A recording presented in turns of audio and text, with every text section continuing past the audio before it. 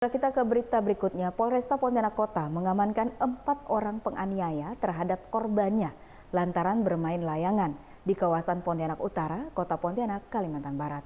Korban harus mengalami luka di tubuhnya akibat diduga dianiaya oleh para pelaku menggunakan kayu.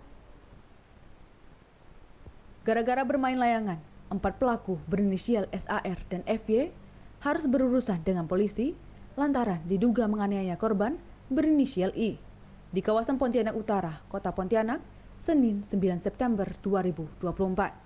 Insiden tersebut terjadi ketika korban hampir terkena benang layangan ketika pulang kerja.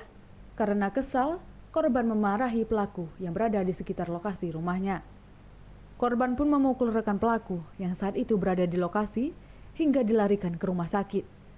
Tak terima rekannya dipukul, para pelaku lainnya langsung menganiaya korban dengan kayu, sehingga harus dilarikan ke rumah sakit.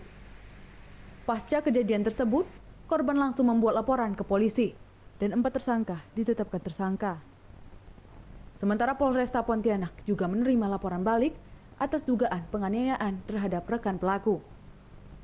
Wakil Kepala Kepolisian Resor Pontianak Kota, Ajun Komisaris Besar Polisi NB Dharma mengatakan, pihaknya masih mendalami laporan yang ditujukan balik terhadap korban karena belum bisa dimintai keterangan. Dari hasil pemeriksaan yang dilakukan sampai dengan hari ini, kami penyidik menetapkan ada 4 ya sebagai terlapor yang diduga sebagai tersangka.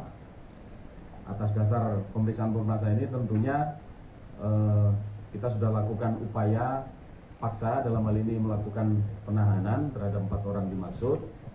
Kemudian adapun modus operandi yang dilakukan adalah pelaku memukul korban dengan menggunakan kayu dan menggunakan tangan kosong. Kemudian pasal yang dilanggar itu pasal 170 KUHP. Itu barang siapa dengan terang-terangan dan dengan tenaga bersama menggunakan kekerasan terhadap orang atau barang diancam dengan pidana penjara 5 tahun 6 bulan. Kemudian kami melakukan upaya-upaya ya, selain kita membuat laporan polisi, kemudian melakukan pemeriksaan terhadap pelapor dan saksi-saksi, yaitu melakukan visum terhadap korban, kemudian melakukan pemeriksaan pada para tersangka dan mengamankan barang bukti. Dan yang terakhir kita melakukan penahanan pada tersangka.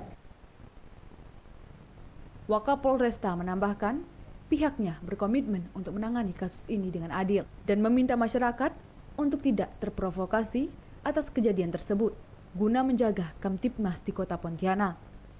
Dika Febriawan, Ruwai TV mengatakan.